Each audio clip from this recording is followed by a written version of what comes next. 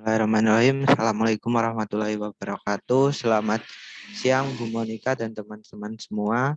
Di sini kami dari kelompok 2 akan mempresentasikan hasil diskusi kami tentang model-model inovasi pendidikan dan sumber-sumber inovasi bidang teknologi pendidikan. Sebelumnya,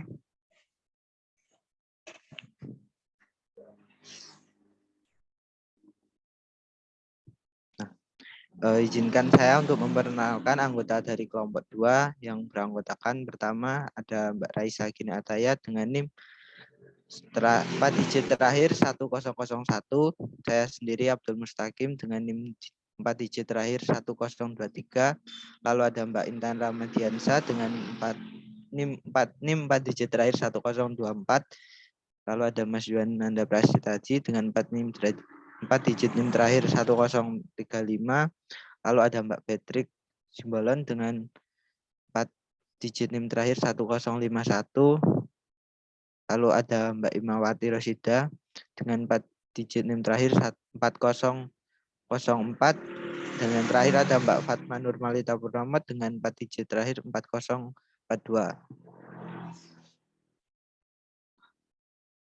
Nah, materi pertama ini tentang jenis-jenis model inovasi pendidikan yang akan dijelaskan oleh Mbak Fatma.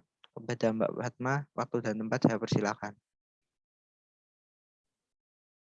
Baik, terima kasih Mas Abdul atas waktunya.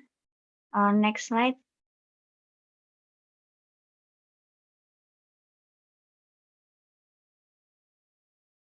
Nah, di sini saya akan menjelaskan mengenai jenis model inovasi pendidikan. Nah, model-model dalam inovasi diciptakan sebagai kerangka dasar dalam memahami bagaimana suatu inovasi itu bisa terjadi, serta bagaimana melihat kemampuan seseorang untuk menjadi inovatif, adaptif, dan mampu mendifusikan suatu inovasi tertentu. Nah, beberapa model inovasi pendidikan yang akan dibahas pada kelompok ini itu merupakan model-model inovasi pendidikan yang telah digunakan di Amerika Serikat.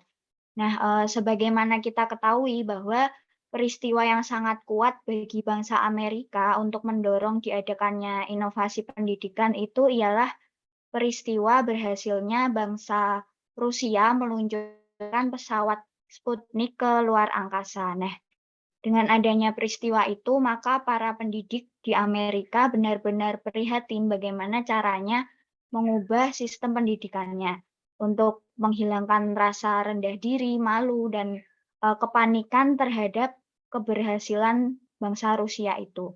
Nah, para pendidik di Amerika bangkit dengan semangatnya untuk mengadakan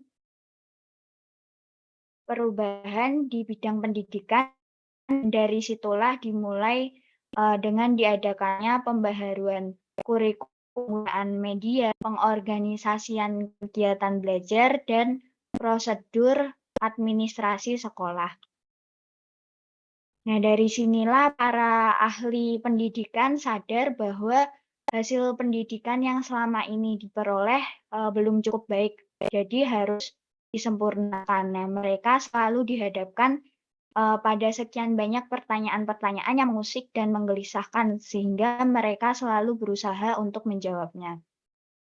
Pertanyaan itu antara lain bagaimana caranya menerjemahkan kita untuk masa depan ke pelaksanaan pendidikan pada saat sekarang, dan kita dapat merencanakan pendidikan yang dapat didifusikan, lalu bagaimana juga menyebabkan pelaksanaan belajar mengajar di kelas. Untuk semua pertanyaan ada yang sangat membantu, yaitu hasil perkembangan ilmu sosial dan juga ilmu tingkah laku. Nah, sebagai usaha para ahli pendidikan di Amerika Serikat, itu ada model-model inovasi pendidikan yang akan saya jelaskan secara singkat. Yang pertama yaitu model penelitian, pengembangan, dan difusi. Nah, jika dilihat dari polanya, model inovasi pendidikan ini cukup sederhana, namun mempunyai pengaruh yang sangat besar bagi pengembangan pendidikan. Model inovasi ini berdasarkan pemikiran bahwa setiap orang tentu memerlukan perubahan dan unsur pokok dari perubahan ialah penelitian, pengembangan, dan difusi. Nah, lanjut model yang kedua ada model pengembangan organisasi. Model ini lebih berorientasi pada organisasi daripada berorientasi pada sistem sosial. Nah, model ini juga berpusat pada sekolah atau sistem persekolahan. Nah, untuk model yang ketiga ada model konfigurasi.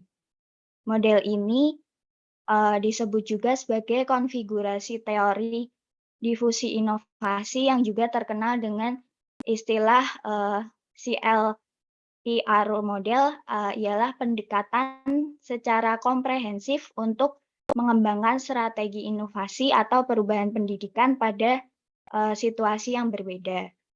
Nah, selanjutnya terima kasih penjelasan dari saya. Saya kembalikan kepada moderator.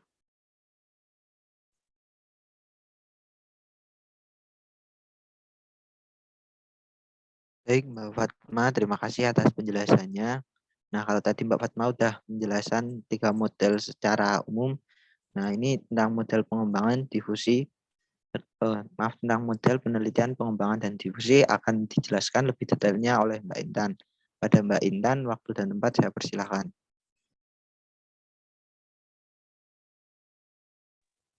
Baik, terima kasih atas waktunya. Saya akan menjelaskan tentang model penelitian, pengembangan, dan juga difusi. Nah, model ini berdasarkan pada pemikiran bahwa setiap individu memerlukan perubahan. Sebelum sesuatu pelaksanaan dilakukan secara berterusan, setiap produk yang dihasilkan mestilah mampu diaplikasikan, dan jika terdapat ketidaksesuaian, maka perbaikan perlu dilakukan sehingga sesuatu produk boleh digunakan.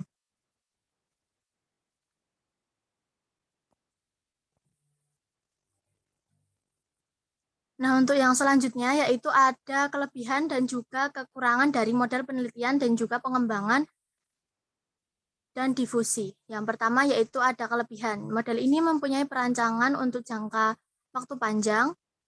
Yang kedua, model ini dilihat lebih rasional, kreatif, dan juga kritis. Yang ketiga yaitu dapat mengekalkan sebuah peluang dalam pengembangan. Dan yang terakhir yaitu dapat menjangkakan hasil yang berkualitas dan juga berefikasi. Yang selanjutnya yaitu ada kekurangan model penelitian, pengembangan, dan juga difusi. Yang pertama yaitu tidak dapat langsung didayagunakan. Yang kedua tidak terlalu sederhana dan juga umum di kalangan masyarakat.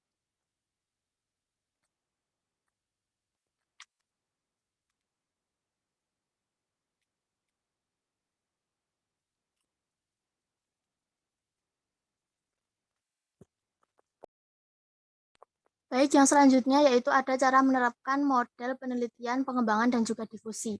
Yang langkah pertama yaitu melakukan kegiatan penelitian pendidikan.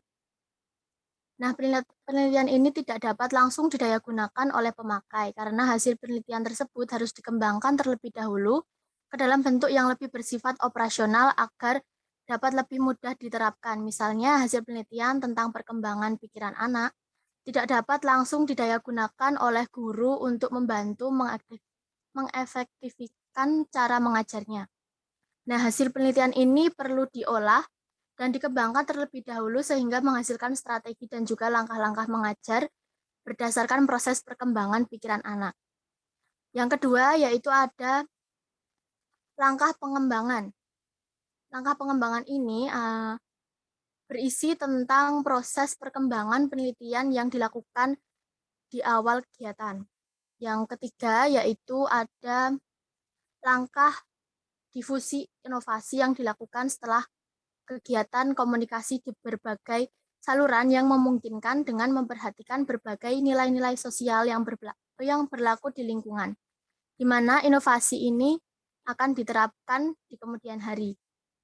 Yang keempat, atau yang terakhir, yaitu ada langkah evaluasi atau evaluation. Nah, langkah ini terkenal dengan model R&D, namun karena penambahan satu model, yaitu model evaluasi ini, maka model inovasi ini sangat terkenal dan juga dapat didayagunakan dengan efektif di Amerika Serikat. Kemudian oleh pemerintah pusat dikembangkan lagi menjadi beberapa bentuk lembaga dengan sistem pendidikan yang menangani berbagai riset dan juga pengembangan. Di sini kami menemukan ada suatu jaringan yang menyakup wilayah nasional, yaitu ERIC atau Educational Resource Information Center. Nah, jaringan ini mencakup semua wilayah nasional untuk mencari, menyeleksi, mengabstraksi, juga membuat indeks, serta menyimpan dan juga menyempurnakan informasi-informasi tentang penelitian dan juga sumber pendidikan. Nah, lembaga ini juga terdiri dari staf koordinasi yang berkedudukan di Washington DC dan 19 cabang yang bertanggung jawab tentang bidang pendidikan tertentu dan juga bertugas untuk memproses dokumentasi, merespon, dan mengadakan penelitian dalam bidangnya, serta menyusun bibliografi dan juga studi penerjemah. Eric sendiri telah menerbitkan dan juga membantu 2 jurnalis, yaitu Research in Education dan Current Index to Journal in Education. Nah, kedua jurnal ini adalah sebuah sistem komputer yang dimiliki Eric, yang merupakan sumber utama dari alat untuk menemukan informasi tentang pendidikan yang dapat dilakukan dengan cepat dan juga dimanfaatkan untuk memecahkan masalah pendidikan. Nah, sekian materi dari saya kembalikan ke moderator. Terima kasih. Baik, terima kasih Mbak Intan atas penjelasannya tentang model penelitian, pengembangan, dan difusi. Nah, selanjutnya ini ada model pengembangan organisasi atau organisasi development model yang akan dijelaskan oleh Mbak Ima. Pada Mbak Ima, waktu dan tempat saya persilahkan. Baik, terima kasih atas waktunya. Di sini saya akan menjelaskan mengenai model yang kedua, yaitu model pengembangan organisasi atau Organization Development Model.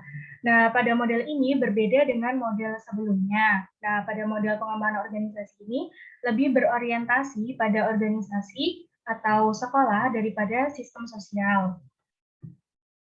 Nah, model pengembangan organisasi ini juga berorientasi kepada nilai yang tinggi, yang artinya model ini juga mendasarkan pada filosofi yang menyarankan agar sekolah itu tidak hanya menerima inovasi dan menerapkan inovasi, tetapi sekolah itu harus tahu bagaimana mereka mempersiapkan diri untuk memecahkan sendiri masalah pendidikan yang dihadapinya.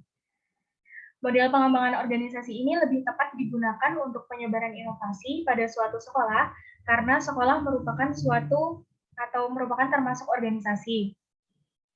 Sekolah harus menjadi organisasi yang sehat dan memahami permasalahan yang dihadapinya sendiri, serta mampu untuk menciptakan cara memecahkan permasalahan dengan mengorganisir berbagai macam sumber yang ada di dalam organisasi itu sendiri. Nah, dalam proses pemecahan masalah dengan menggunakan model pengembangan organisasi ini, memerlukan ahli dalam bidang teknis pemecahan masalah, serta menyatakan bahwa semakin sukar permasalahan, pembaharuan berkaitan dengan masalah sosial, yaitu adanya berbagai macam penafsiran tentang inovasi itu sendiri.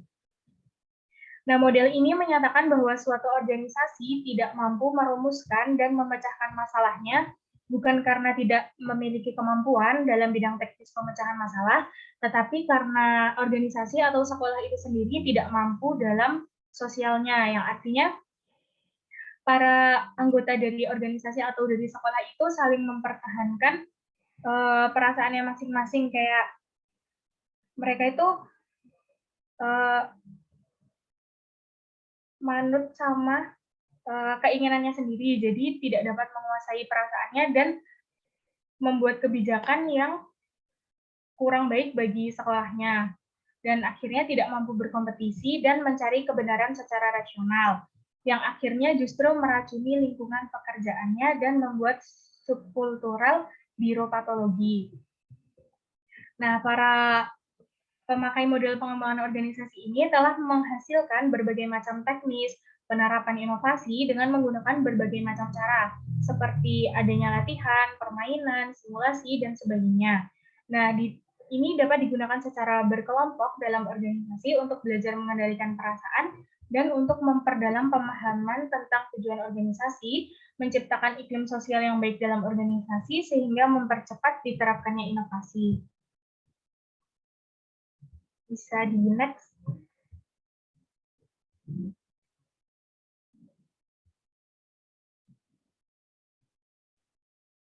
Nah, selanjutnya ada karakteristik dari model pengembangan organisasi. Yang pertama, memerlukan tenaga ahli dalam bidang teknis pemecahan masalahnya. Pada model pengembangan ini, sekolah itu tidak bisa memecahkan masalahnya sendiri karena mereka membutuhkan tenaga ahli yang membantu mereka dalam membuat kebijakan. Jadi sekolah itu jarang atau sulit untuk menentukan kebijakannya sendiri, sehingga mereka memerlukan tenaga ahli. Dan yang kedua, berorientasi pada organisasi seperti pada lingkungan sekolah, karena berdasarkan konsep awalnya tadi, model ini memang lebih berorientasi kepada organisasi daripada sistem sosialnya. Selanjutnya, ada kelebihan dan kelemahannya. Untuk kelebihannya, yang pertama, model pengembangan organisasi ini dapat digunakan secara berkelompok. Yang kedua, dapat memperdalam pemahaman anggota sekolah sendiri mengenai organisasi dan menciptakan iklim pembelajaran organisasi yang baik. Nah, sedangkan kekurangannya ini hanya terfokus kepada pengelolaan di dalam organisasi dibandingkan dengan sistem sosial. Jadi, mereka itu terlalu banyak fokusnya cuma di lingkungan sekolah situ-situ saja. Jadi, kurang bisa mendapatkan pencerahan dari luar lingkungannya. Dan yang kedua, harus selalu melibatkan ahli dalam penerapan agar inovasi semakin maksimal. Jadi, karena selalu menggunakan ahli, jadi pihak sekolah itu kurang bisa mendapatkan kebijakan dari internal mereka sendiri. Padahal lingkungan sekolah itu atau pihak sekolah itu yang lebih tahu bagaimana sekolah selama ini berjalan. Begitu. Selanjutnya ada contoh penerapan dari model pengembangan organisasi. Nah, contoh inovasi pendidikan yang berkaitan dengan pengembangan organisasi adalah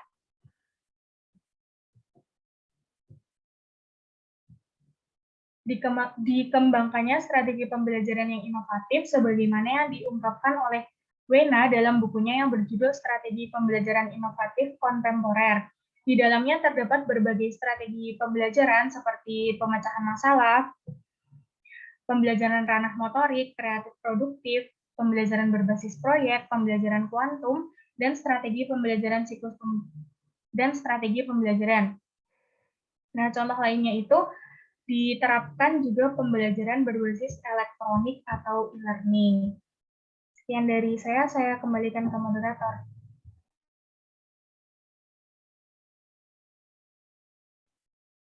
Baik, Mbak Ima, terima kasih atas penjelasannya terkait model pengembangan organisasi. Selanjutnya kita ke model konfigurasi atau yang sering disebut konfigurasi model yang akan dijelaskan oleh Mbak Raisa. Pada Mbak Raisa, waktu dan tempat saya persilakan. Oke, terima kasih Mas Abdul atas waktu yang diberikan. Selanjutnya kita akan membahas mengenai model konfigurasi atau configuration model. Nah, konfigurasi model atau model konfigurasi ini menggunakan pendekatan secara komprehensif, yang mana dilihat dari kacamata yang luas. Jadi dalam pengembangan strategi inovasinya, model konfigurasi ini menekankan pada perubahan pendidikan, ditekankan pada kata perubahannya itu sendiri. Jadi pada situasi yang berbeda, di mana model ini seringkali digunakan untuk mengembangkan sebuah strategi inovasi yang mendorong pada perubahan khususnya pada bidang pendidikan. Selanjutnya. Nah, sebagaimana yang kita tahu setelah dijelaskan di awal tadi, kata lain atau sebutan lain bagi configuration model ini model CLER, yang mana itu singkatan dari konfigurasi, C-nya itu configuration, terus L-nya itu hubungan atau linkages, kemudian yang lingkungan, I-nya itu environment, terus yang R-nya itu sumber atau resources. Nah, Dalam hal-hal ini, keempatnya ini merupakan faktor yang mendukung atau yang memungkinkan terjadinya model konfigurasi. Yang pertama ada konfigurasi itu sendiri, di mana yang artinya yaitu hubungan antara inovator dan adopter, di mana selanjutnya ada hubungan. Hubungan di sini yang setelah ada inovator dan adopter di sini maksudnya penerima inovasi itu sendiri, terjalinnya sebuah hubungan di mana para pelaku dalam proses penyebaran sebuah inovasi itu berjalan. Pelakunya di sini siapa? Pelakunya di sini inovator dan adopter itu tadi. Kemudian adanya lingkungan. Lingkungan ini tempat penyebarannya inovasi. Setelah ada subjeknya atau siapa yang mengerjakannya, kemudian ada hubungan yang terjalin, selanjutnya ada lingkungan di mana tempat terjadinya penyebaran inovasi tersebut. Dan selanjutnya ada sumber yang diperoleh. Sumber di sini yang menjadi sumber untuk si inovator dan adopter itu sendiri. Begitu. Selanjutnya. Kemudian setelah kita bahas 4 faktor yang memungkinkan terjadinya model konfigurasi itu sendiri, kita punya ada kelebihan dan kelemahannya sendiri. Jadi dalam menerapkannya perlu diperhatikan ada dalam semua model pastinya ada kekurangan dan kelebihannya. Yang pertama pastinya model ini menarik. Menarik di mana? Karena di sini menekankan pada perubahan, di mana biasanya sebuah inovasi atau inovator itu menekankan adanya perubahan. Sedangkan model konfigurasi ini lebih melihat dari kacamata yang luas sehingga menekankan akan adanya perubahan itu sendiri. Kemudian meningkatkan diterimanya inovasi, karena tadi saya jelaskan bahwasannya ada hubungan, ada lingkungan, ada sumber, jadi dapat meningkatkan diterimanya inovasi, karena dalam hubungan itu terjalin pasti kan ada komunikasi yang di dalamnya gitu. Kemudian berguna untuk meyakinkan, seperti yang saya jelaskan tadi, ada hubungan, ada lingkungan juga. Nah, itu digunakan sebagai tempatnya dinyamanin terlebih dahulu. Jadi adopternya dibuat nyaman atau dibuat percaya akan inovasi yang dibawa seorang inovator itu sendiri. Kemudian ada kelemahannya. Nah, setelah kelebihan, dalam model ini juga pastinya punya kelemahan. Yang pertama menekankan pada batasan mengenai serangkaian situasi. Karena model ini berorientasi pada perubahan, jadi di dalamnya ini mungkin ada beberapa batasan mengenai serangkaian situasi, karena kan cakupannya luas secara komprehensif gitu. Jadi harus tetap dikasih batasan-batasannya gitu. Kemudian yang kedua atau yang terakhir kelemahannya harus ada hubungan yang baik antara inovator dan penerima inovasi. Nah, di sini tergantung pada si inovator itu sendiri bagaimana menjalin hubungan yang lancar sehingga inovasinya ini yang dibawa ini bisa dipercaya seperti itu.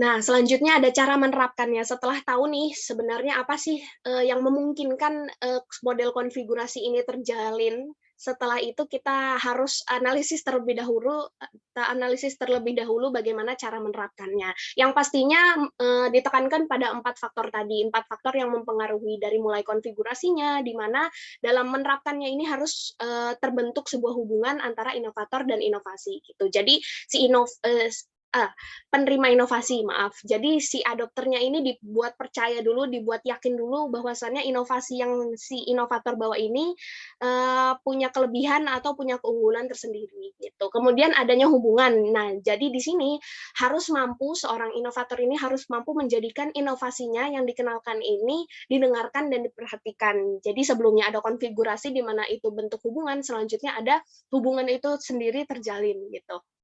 Kemudian lingkungan. Nah, lingkungan di sini dipastikan terlebih dahulu bahwasannya lingkungan ini memang tempatnya terjadi proses penyebaran inovasi. Makanya tadi di kelemahannya ada batasan-batasannya, jadi ditentukan dulu nih batasan-batasannya mana. Setelah itu baru disebar inovasinya untuk siapa, sasarannya siapa, tujuannya bagaimana gitu. Kemudian sumbernya. Nah, sumbernya di sini harus ditekankan bahwa inovasi tersebut sangat berguna. Seperti itu.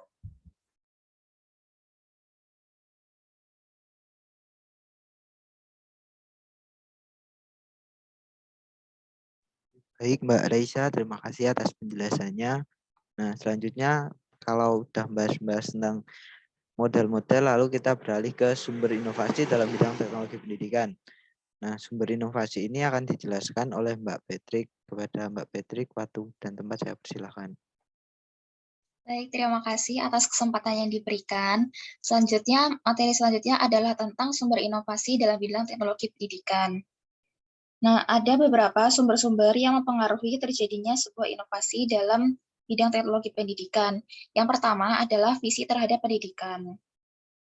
Pendidikan merupakan persoalan asasi bagi manusia. Sejak kelahirannya, manusia telah memiliki potensi dasar yang universal. Berupa yang pertama adalah moral identity, yaitu kemampuan untuk membedakan antara yang baik dan yang buruk. Yang kedua adalah individual identity, yaitu kemampuan dan kebebasan untuk mengembangkan diri sendiri sesuai dengan pembawaan dan cita-citanya. Yang ketiga adalah social identity, yaitu kemampuan untuk berhubungan dan bekerja sama dengan orang lain. Yang keempat adalah individual difference, yaitu adanya ciri-ciri khas yang mampu membedakan dirinya dengan orang lain. Usaha dan tujuan pendidikan dilandasi oleh pandangan hidup orang tua, lembaga-lembaga penyelenggara pendidikan, masyarakat, dan bangsa. Tujuan pendidikan sendiri diabdikan untuk kebahagiaan individu, keselamatan masyarakat, dan kepentingan negara. Next.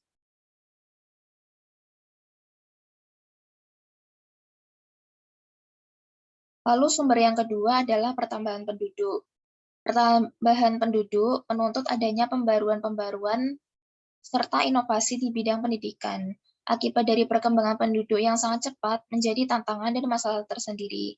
Adapun beberapa tantangan dan masalah dalam pertambahan penduduk, yang pertama adalah kurangnya kesempatan belajar. Lalu yang kedua adalah masalah kualitas pendidikan seperti kurangnya dana, kurangnya jumlah guru, kurangnya fasilitas pendidikan, dan lainnya. Lalu yang ketiga adalah masalah relevansi. Yang dimaksud masalah relevansi di sini adalah seperti kebutuhan output pendidikan yang sesuai dengan tuntutan masyarakat. Lalu yang keempat adalah masalah efisiensi dan efektivitas dalam pendidikan untuk memperoleh hasil yang baik dengan biaya dan waktu yang sedikit. Next. Sumber yang ketiga adalah perkembangan ilmu pengetahuan. Perkembangan ilmu pengetahuan yang cepat ini tidak harus diikuti dengan penambahan kurikulum sekolah di luar kemampuan, meskipun kondisi anak didik perlu diperhatikan. Tanggapan yang biasa dilakukan dalam kependidikan terhadap perkembangan ilmu pengetahuan ialah dengan memasukkan penemuan dan teori ke dalam kurikulum sekolah. Next. Lalu sumber yang keempat adalah tuntutan adanya proses pendidikan yang relevan. Cukup banyak pendidikan yang sangat berarti justru tidak dapat diperoleh di sekolah, terutama yang bersifat pengembangan profesi dan keterampilan, seperti pengembangan karir, profesi tertentu, dan sebagainya. Adanya proses pendidikan yang relevan dengan kebutuhan dan masalah yang dihadapi sangat diperlukan mengingat akan keterbatasan dana dan pendidikan. Sekian materi tentang sumber inovasi dalam bidang teknologi pendidikan. Saya kembalikan ke moderator. Terima kasih. Baik, Mbak Fitri, terima kasih atas penjelasannya. Selanjutnya ke materi selanjutnya ada contoh kasus dan penyelesaian terkait topik model dan sumber inovasi dalam terkait model-model dan sumber-sumber inovasi pendidikan. Nah, contoh kasus dan penyelesaiannya ini akan dijelaskan oleh Mas Juan. Ada Mas Juan, waktu dan tempat saya persilakan. Terima kasih Mas Abdul. Selanjutnya ini adalah kasus dan penyelesaiannya tentang model-model inovasi pendidikan. Di sini kami mengambil contoh pada artikel yang berjudul Problematika dalam penerapan beragam strategi pembelajaran di SMK Negeri 11 Kota Malang. Jadi di dalam artikel tersebut dijelaskan bahwa SMK Negeri 11 Kota Malang ini menerapkan sebuah inovasi strategi pembelajaran yang beragam, yang SMK Negeri 11 Kota Malang ini berorientasi atau bertujuan untuk memperbaiki kualitas peserta didik dan juga terutama untuk memperbaiki pendidik dan juga kualitas pembelajarannya dengan cara menerapkan sebuah inovasi strategi pembelajaran yang beragam tadi. Tetapi di sini adalah problemnya atau kasusnya seperti yang kita tahu bahwa kenyataannya dalam sebuah penerapan inovasi itu terdapat berbagai kendala, terutama yaitu penolakan ya. Jadi di sini SMK Negeri 11 Malang ini para pendidiknya masih banyak yang mempertahankan sistem atau strategi pembelajaran yang mereka lakukan saat ini, jadi tidak mau menggunakan inovasi strategi pembelajaran yang beragam tadi, karena menurut pendidik SMK Negeri 11 Kota Malang ini, metode atau sistem atau strategi pembelajaran yang sudah mereka laksanakan bertahun-tahun itu lebih nyaman atau lebih sudah melekat, jadi tidak ingin diubah. Di samping itu juga sistem yang atau strategi yang mereka miliki dianggap oleh mereka memberikan kepuasan serta sudah baik sesuai dengan pikiran mereka, di mana pendidik ini untuk memilih untuk tetap mempertahankan strategi pembelajaran yang ada. Jadi untuk penyelesaiannya dapat disimpulkan bahwa kasus tersebut merupakan kesalahan dalam penerapan model inovasi pendidikan. Jika kita lihat dari tujuan atau orientasi SMK Negeri 11 Malang ini, yang SMK Negeri 11 Kota Malang ini menerapkan model inovasi, model penelitian, pengembangan, dan difusi seperti yang Mbak Fatma tadi jelaskan, yang mana berdasarkan pemikiran bahwa setiap orang harus memerlukan perubahan. Yang di sini subjeknya adalah para peserta didik dan juga pendidik di SMK Negeri 11 Kota Malang. Jadi untuk mengatasi hal tersebut, seharusnya atau sebagaimana mestinya itu SMK Negeri 11 Kota Malang ini menerapkan model pengembangan organisasi, di mana pengembangan organisasi ini berpusat pada sekolah, dan juga model pengembangan organisasi ini berpusat pada sistem sosial. Jadi lebih cocok untuk diterapkan jika di sekolah.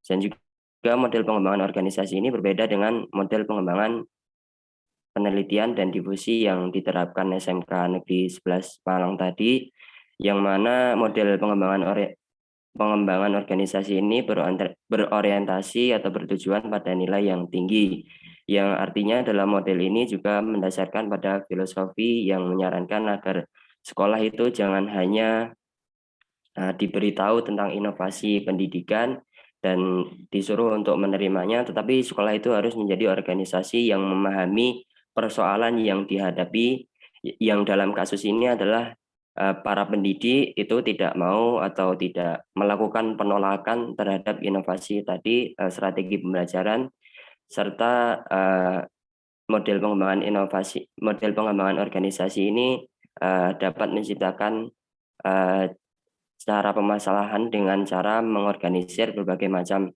sumber yang ada dalam organisasi itu sendiri, atau dengan bantuan ahli dari luar organisasi, dan juga mampu menentukan cara bagaimana menerapkan inovasi serta menilai hasil yang telah dicapai. Seperti itu. Selanjutnya saya kembalikan ke Mas Abdul. Baik, Mas Juan, terima kasih atas penjelasannya.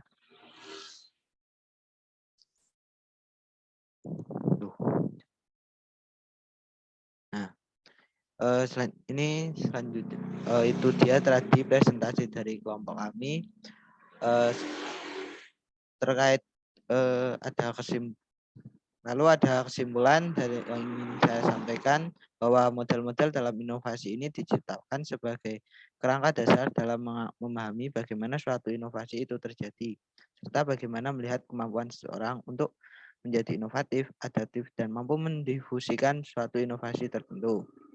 Nah, ada 3 model inovasi pendidikan yang telah digunakan di Amerika Serikat, yaitu model penelitian, pengembangan, dan difusi, lalu model pengembangan organisasi, dan model konfigurasi. Model penelitian, pengembangan, dan difusi didasarkan dari pemikiran bahwa setiap orang tentu memerlukan perubahan, dan unsur pokok dari perubahan ialah penelitian, pengembangan, dan difusi. Berbeda dengan model sebelumnya, model pengembangan organisasi ini lebih berorientasi pada organisasi daripada berorientasi pada sistem sosial dan nilai yang tinggi, dan model pengembangan organisasi ini berpusat pada sekolah atau sistem persekolahan. Selain 2 model tadi, ada model konfigurasi yang merupakan suatu pendekatan secara komprehensif untuk mengembangkan strategi inovasi atau perubahan pendidikan pada situasi yang berbeda. Selain model-model tadi, dalam inovasi pendidikan juga memerlukan adanya sumber-sumber dalam inovasi di bidang teknologi pendidikan yang dapat berasal dari visi terhadap pendidikan, pertambahan penduduk, perkembangan ilmu pengetahuan dan tuntutan adanya perkembangan ilmu pengetahuan dan tuntutan adanya proses pendidikan yang relevan. Nah, itu tadi terkait kesimpulan. Lalu apabila teman-teman ada pertanyaan atau saran bisa disampaikan melalui kolom komentar yang ada. Sekian presentasi dari kelompok kami. Saya tutup. Wassalamualaikum warahmatullahi wabarakatuh.